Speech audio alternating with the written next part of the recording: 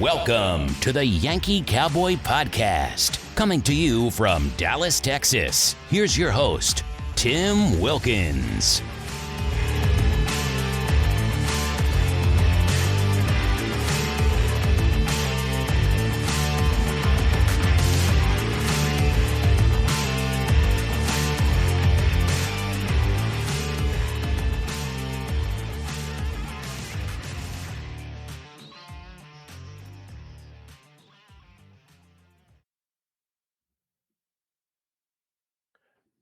Ladies and gentlemen, welcome to another episode of the Yankee Cowboy Podcast. Today's topic is a fun one for us NASCAR fans, as recently, as they recently happened about a week and a half ago. NASCAR announced a new media rights deal across the networks. And I'll be remiss to say, I think Chris is a good topic to kind of get into and dive into because it has its positives and negatives.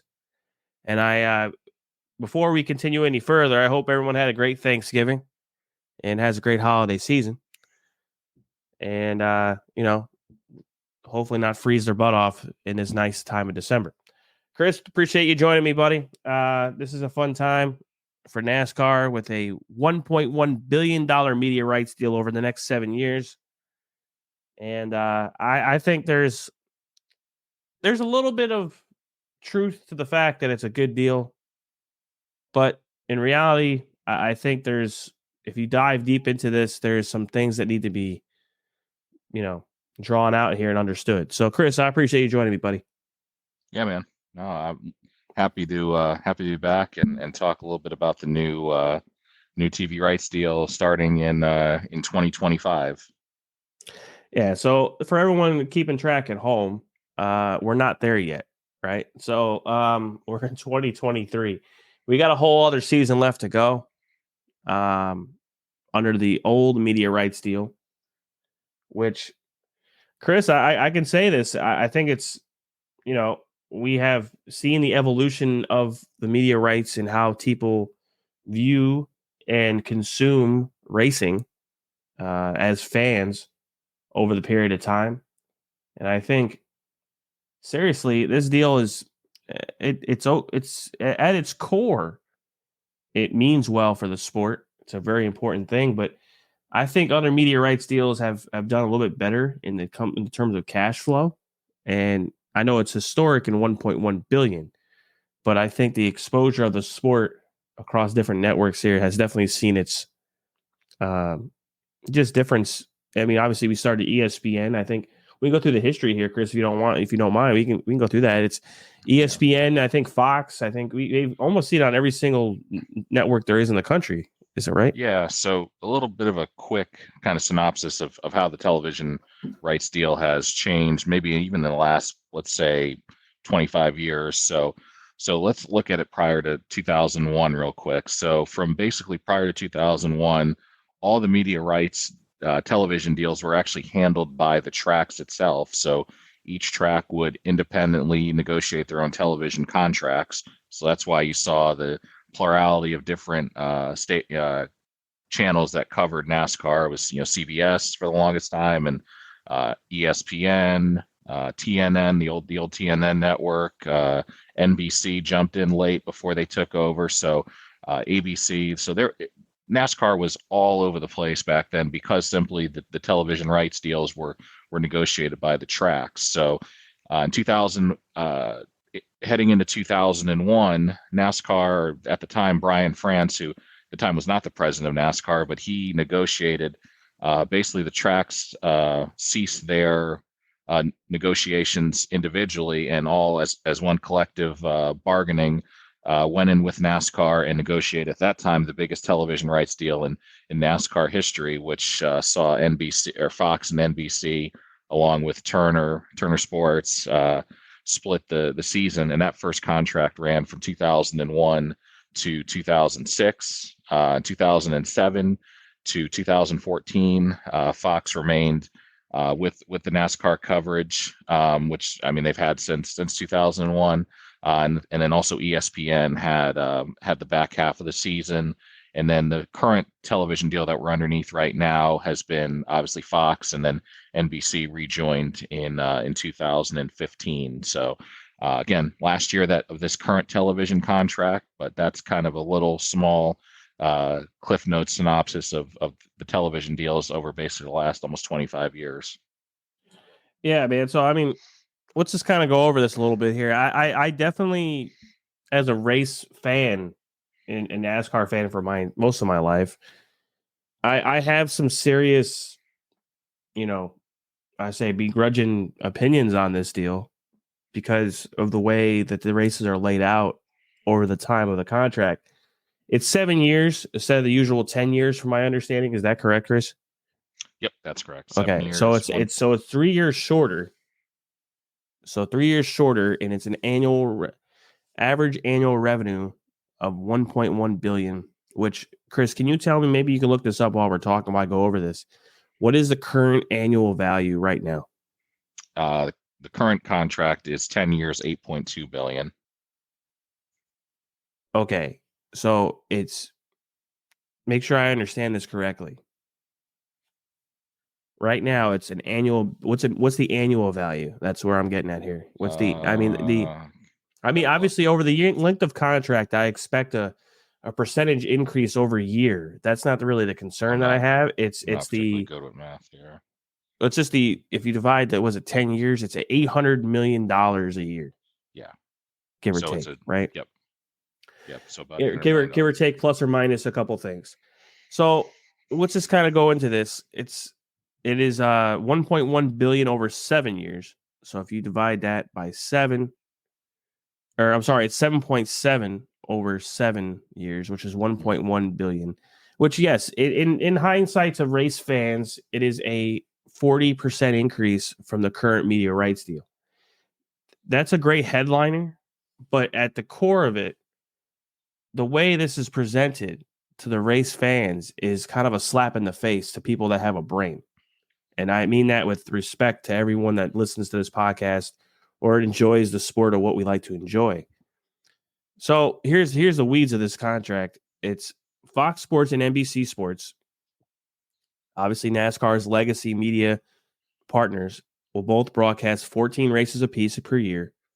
Fox has the Daytona 500, and NBC has the last 14 races. So Fox begins the season, NBC finishes the season as previously designed. The last 5 years or so they've done it. Okay, 5 races annually we broadcast on the big boy network of Fox, starting with the Daytona 500 and maybe the Clash, from my understanding. And then 4 big races will be on NBC, the parent network on NBC. And the remaining network events will air on Fox Sports 1 and USA Network, respectively. Okay. I'm not going to dive in so much into the Xfinity level and the Truck Series, but just for all aesthetic reasons, the Xfinity Series is supposed to go to the CW network, I believe, in 25. Yep, that's correct. And Fox Sports 1 is still going to have the Craftsman Truck Series. So here's where I, as a fan, feel like it's a slap in the face. And I'll tell you why. Because there's more to this deal that, as a fan, you're like, cool. If you have cut the cord from cable and gone that route, awesome. Because the next part of this deal is pretty sweet. But in the reality of it, it's that, okay, a lot of the races are going to be on networks that are owned by the parent companies of NBC, like USA Network. Yes, as a wrestling fan, I still have the USA Network. And yes, I do watch WWE Raw every single Monday night live at 8 p.m. or 7 p.m. Central, live on the USA Network. But here's the thing. Not everybody in the country has the USA Network. Same can be said with Fox Sports 1. I don't know about you, Chris, but we dealt with this with Bailey Sports. I'm not sure if you remember the old Fox Sports networks, right? The regional sports networks. Yep. And they got bought by Bailey's, who are now going bankrupt. It is, to me, kind of a disservice to race fans that these races are not going in more of a cut the cord streaming service style, which, by the way, I believe you might be able to still access some of these via the streaming services of NBC and Fox. I'm not quite exactly sure how to go about doing that, but you should be able to. But still, for people that don't have cable and like to enjoy racing, it kind of puts them at a disservice. Now, if you're kind of a newer, I would say not Gen Zer, but maybe a younger person that has cut the cord and doesn't have cable, the next part of this deal is pretty instrumental, I view, in their broader long-term outlook on the way people consume media. Okay. So they brought on two huge media partners as well into this that are only doing a very small amount of races on the streaming services. Okay. Two new broadcast partners of Amazon and TNT Sports. Okay. I think Amazon collectively now will be getting more and more actively involved in sports media rights. And I'll be surprised if, and listen, I know, Chris, you haven't watched wrestling in a while, but I would not be surprised if WWE goes to Amazon. I would not. I mean, the way this trend is heading and the way that they want to take the market share, I wouldn't be surprised at either. But let's get back to the nits and crannies here. Two new broadcast partners, Prime Video and TNT Sports, will evenly split a series of 10 mid-season races. Okay, so anyone that knows the season schedule knows that what they're probably meaning is the dog days of summer. Okay, that's what they're meaning. They're meaning the dog days of summer from, like, I say, what, Memorial Day, probably, Chris? Can I 10 weeks? Yeah. 10 weeks. So probably the dog days. So probably like June 1st, probably all the way to August. And we should mention too, Tim, I made a coffee train of thought. Like, obviously, TNT is over the past several. I mean, they've covered NASCAR racing dating back to the 1980s. So they are almost like a legacy in the sense of the sport. They're very much a legacy, and and it's obvious. And I've learned too through this that Turner's actually not. It's actually not Turner anymore. It's Discovery Warner Brothers. They actually it's a parent county. Yeah. It's a media conglomerate that also broadcasts AEW wrestling as well. So there's a big. You can tell the sports Turner and Discovery and Warner Media has kind of taken more of a buy-in and just kind of, heck, they do hockey. I mean, I know TNT Sports. A lot of people that always enjoy sports thinks TNT as the basketball network, and things like that. But they do broadcast hockey and things like that. So they're coming a long way in their exposure to the fandom of sports. But so let's kind of go through this here. It's a series of 10 races evenly split, about 5 races apiece. And so both Prime Video and TNT Sports have also obtained exclusive rights to practice and qualifying sessions. And Prime Video will stream all practice and qualifying sessions from the start of the season, with the exception of the Busch Light Clash, Daytona 500, and the All-Star Race.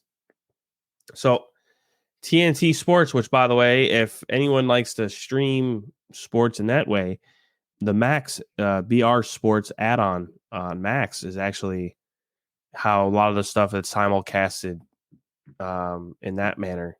And if anyone actually has, and I'll just give you a little bit of a tidbit here, anyone that actually has AT&T Wireless as their cell phone provider receives a membership for free with Max. And if you have Verizon Wireless, I believe that deal is still active, by the way, Chris. Don't quote me on that. I hate to say it to everybody to try that out, but I did it a little while back and it still works with no problem.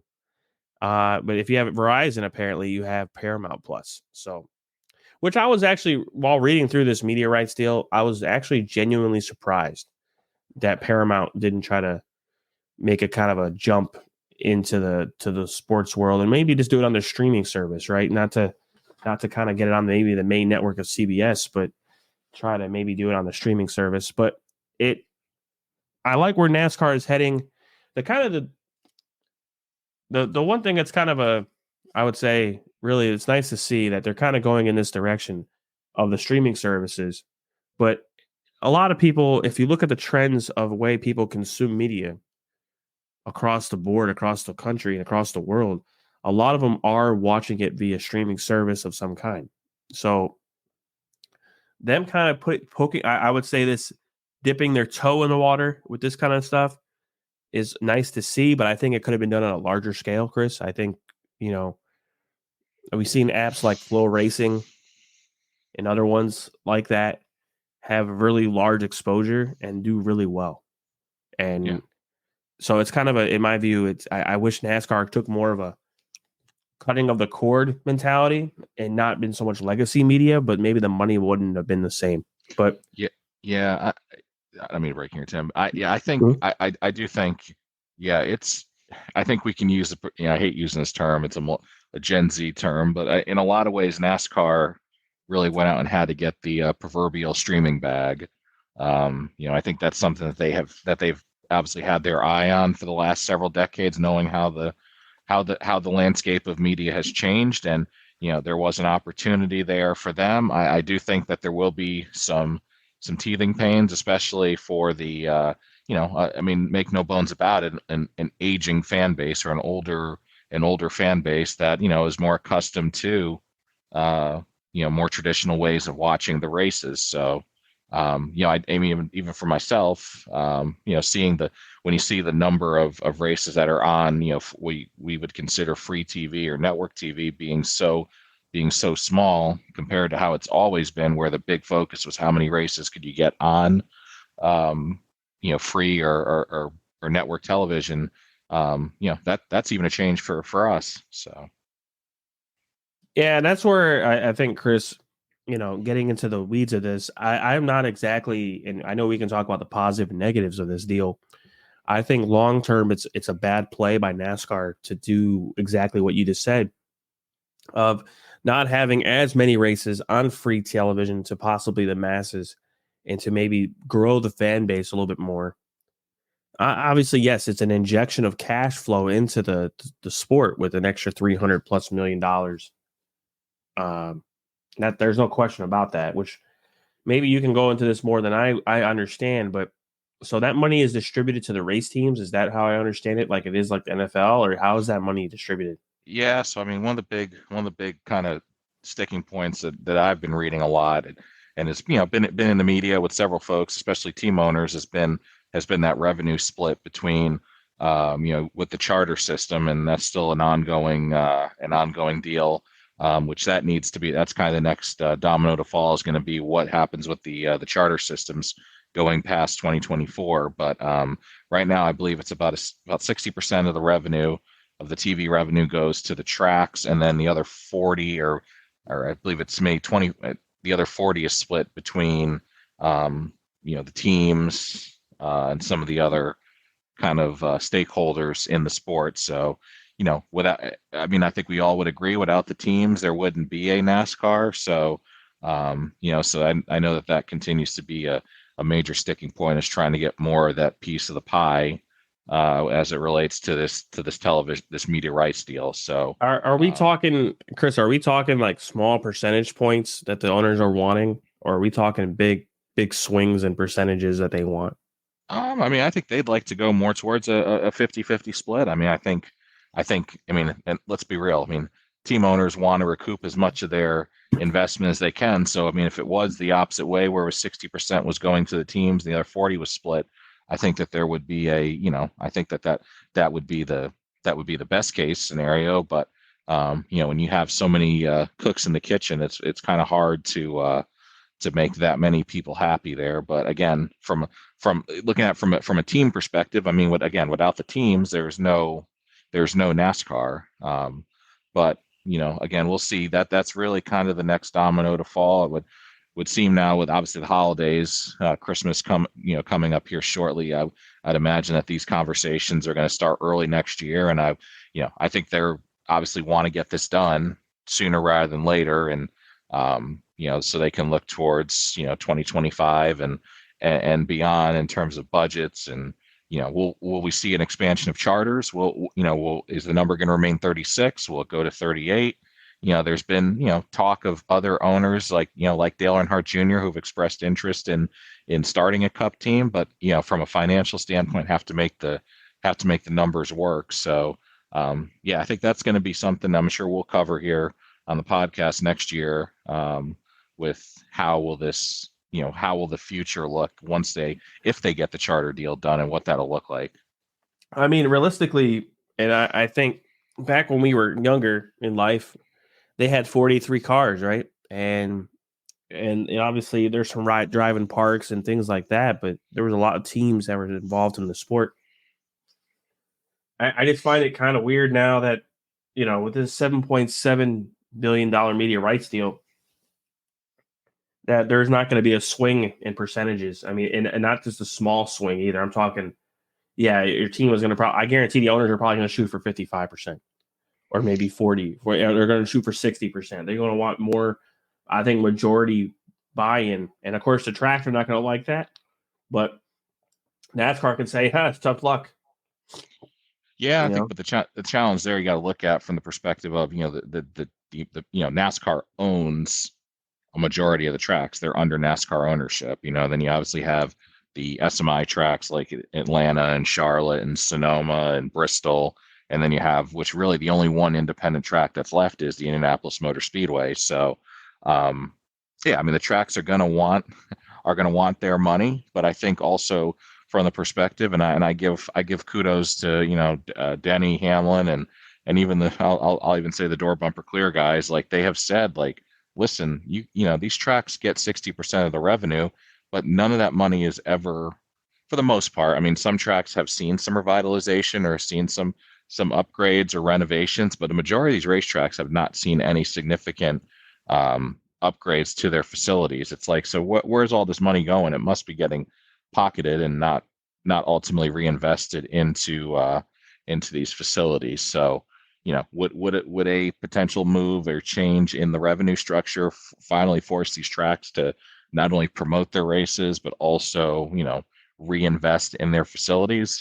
That'll be interesting to see as well. I think maybe I didn't hear your opinion about this media rights deal from earlier, but I know I kind of went on a blabbermouth spiel. But I mean, in reality, man, what do you think about this media rights deal? Is it good on paper? Am I just blowing smoke up people's butt here with me being pissed off about only having like 9 races that are free? Yeah, when I first looked at it, I was like, oh boy, this is not good. But when I did a little more research and did some more reading and kind of looked at it, I said, well, we have to look at it from this perspective. So I actually looked up. So in 2013, the 2013 Daytona 500 had 16 million viewers on Fox. The 2023 Daytona 500 had 9 million viewers. So in the span of one decade, essentially a little over a decade, we've lost nearly 50% of our audience that is watching these races on free TV. So you got to look at it from a dollars and cents standpoint. I think the challenge, I think the opportunity was there that NASCAR had a number that they were shooting for. They wanted to eclipse the number that they had, and they were able to do that. So, but I guess in turn, the sport has always traditionally talked about, oh, we're the number one, number 2 spectator sport in America. We're top 5 in TV viewership. Well, now with with going to this television rights deal, the whole idea of TV viewership sort of kind of takes a step back. But again, we have to look at it from the perspective of, cord cutting is real. I've not had cable in almost 10 years in my own personal home. So things are changing. It's a changing media landscape, and the Amazons and all the different streaming services, YouTube TV. I mean, when you look at other professional sports, I mean, who would have ever imagined a day 10 years ago that the NFL would not have Sunday Ticket on DirecTV? Now it's on YouTube TV. Thursday Night Football is exclusively on Amazon. Where when we were in college, it was on the NFL Network. It's just the TV landscape has changed, and I think a lot of us have to understand that this is where things are trending. People are watching more, are streaming more things online than ever before, and they're it's almost the way of the days of cell phones and of beepers and pagers and landline telephones and VHS tapes. I mean, it's just cable's becoming a relic of the past. I just think no worries, man. I think legitimately it's kind of one of those things where I think as a fan, I thought NASCAR would kind of go in a different route, and I'll explain why. if you're seeing a decrease in viewership on the legacy networks, right? You would think, why don't we just build ourselves an app ourselves, our streaming service ourselves, and do a subscription of $9.99 a month, like WWE. And the reason why I bring up this model, by the way, is that the WWE did exactly that for 3.5 years, and then had their media rights bought by Comcast, and that can be done with NASCAR. That being said, not really surprised by the fact that it's staying on the legacy that they're used to dealing with and negotiating with, right? I'm not saying it was a bad deal. I'm saying at its core, yes, the financial side, yes, great. The way it's laid out is terrible. You're doing all these races on USA, okay? So that means you're going to have to assume that people either have Peacock or you're going to have cable, which I'm not even sure if that's even an option to watch a race on Peacock, because they usually do. I mean, they usually do happening on the streaming service. Normally, or at least some of the races, it depends. NBC in particular, some races they'll show on Peacock, like the finale this past season was on Peacock, but then some other races were on the NBC Sports app. So it gets weird. It gets a little weird, man. It's really weird. And then Fox is very similar to that. So and that's where I thought NASCAR could have probably improved a little bit in the world of how they conduct themselves in business, is that they've seen these big sports conglomerates. Okay, I understand wrestling may not be it's fake, as everyone likes to call it, but in reality, they are the biggest entity. They just merged with the largest mixed martial arts company in the globe, the UFC, and made themselves a juggernaut. And it wasn't for the glimmers of hope and prayer. They did it all by business. And NASCAR is the leading North American motor racing in the country. So why don't they act like it and not do this? To me, this is a juvenile, amateur stylistic deal, which, yes, it pays $1.1 billion, but let's not fool our fan base a little bit here. And, listen, yes, is our fan base getting older? Sure. But if you ask any fan that's getting older, would they like to only subscribe to one app to watch all their racing, and they can watch that app on any single electronic device? You bet their butt they would.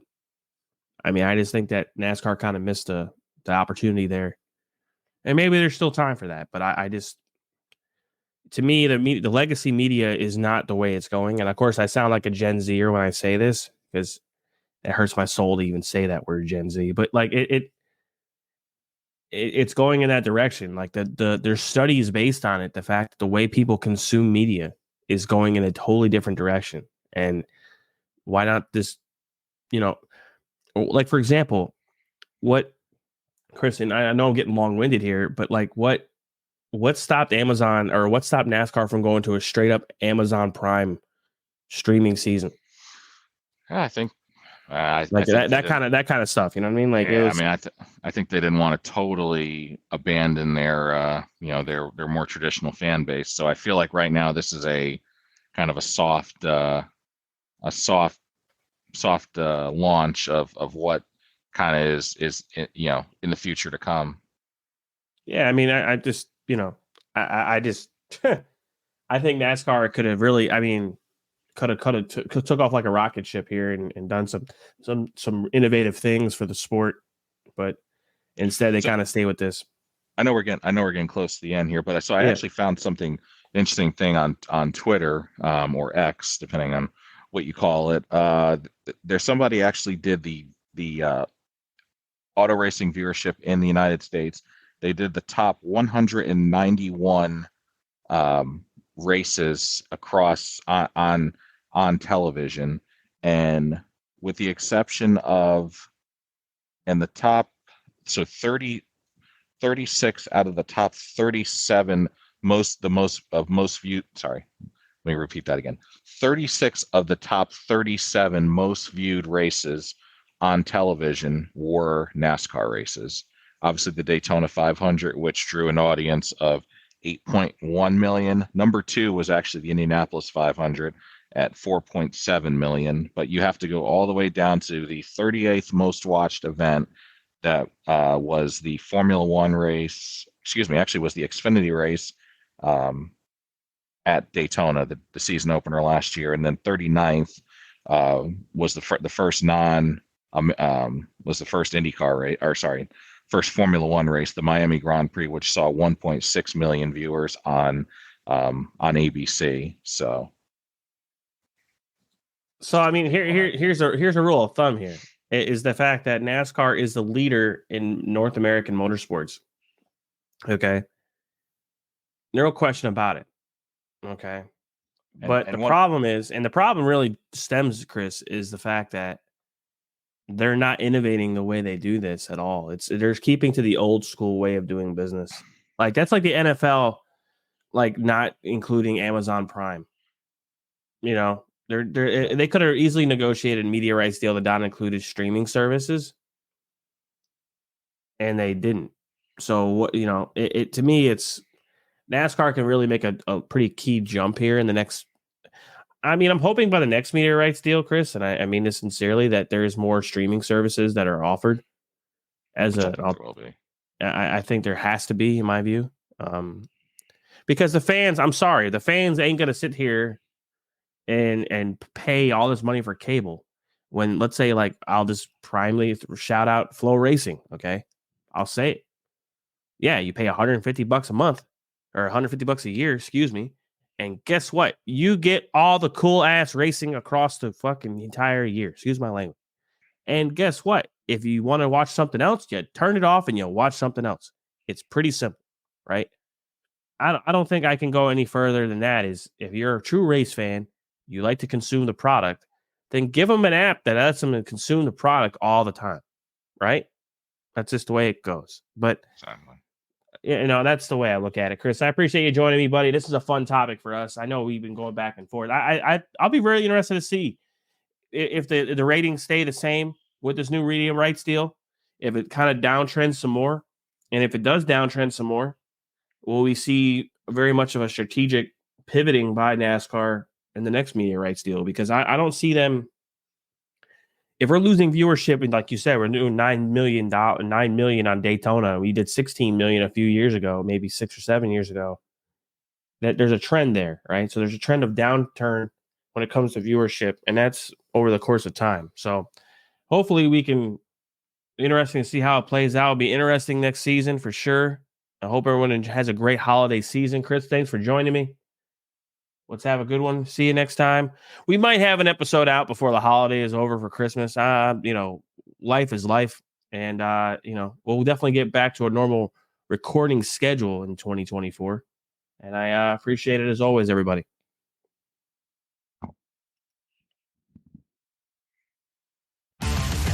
Thank you for listening to the Yankee Cowboy Podcast. Feel free to follow us on social media via Twitter, Instagram, or Facebook.